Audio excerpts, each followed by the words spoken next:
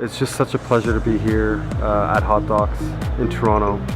I'm Canadian. I was born in northern Quebec, and in my life I've traveled around the world. I've been living in London, England now for 12 years, working on this documentary for the last 5. We wanted to make a film that would change the world. That's really what Dog Factory is about. It's to take on issues that affect the greatest amount of people, and to look at that and see how we can change it.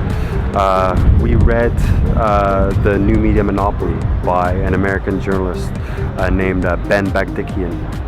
He wrote The New Media Monopoly in the early 80s, where he said that he predicted that the media empire would be controlled by less and less people, to the point where ultimately we might have just one corporation that controls all the media around the world, something like Big Brother.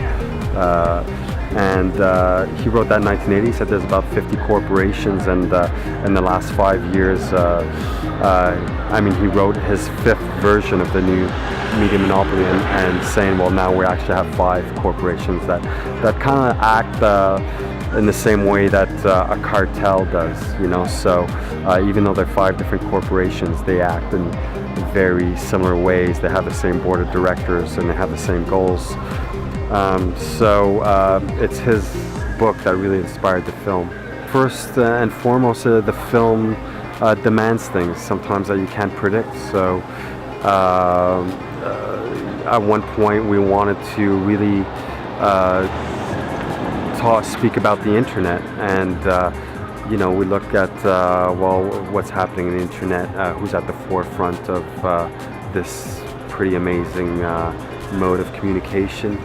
And Julian Assange really came at the top of the list with his WikiLeaks, an independent media organization that gives information about corporations and about governments around the world, but in a way that people would only have dreamed of. It became essential for us to include him in the film, because we really wanted the film to really be at the height of its intentions, of what really Ben Bagdikian had written in this book. So then we went through the process of getting in touch, getting their contacts and speaking to other people speaking to other people. It's a bit complicated in Julian's case because he's under house arrest. So we finally communicated with him, and he was more than happy to participate, we're so happy to have him be part of the project. Yeah, it's very important. We have one single funding source for this film, and I think this film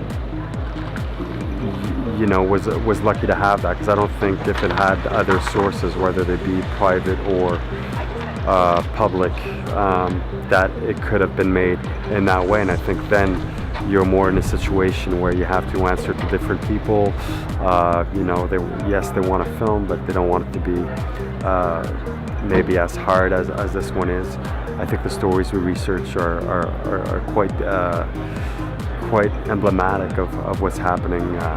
It doesn't only affect people's, basically it affects people's life, and it's life and death. That's what really the media is. It's not just celebrity.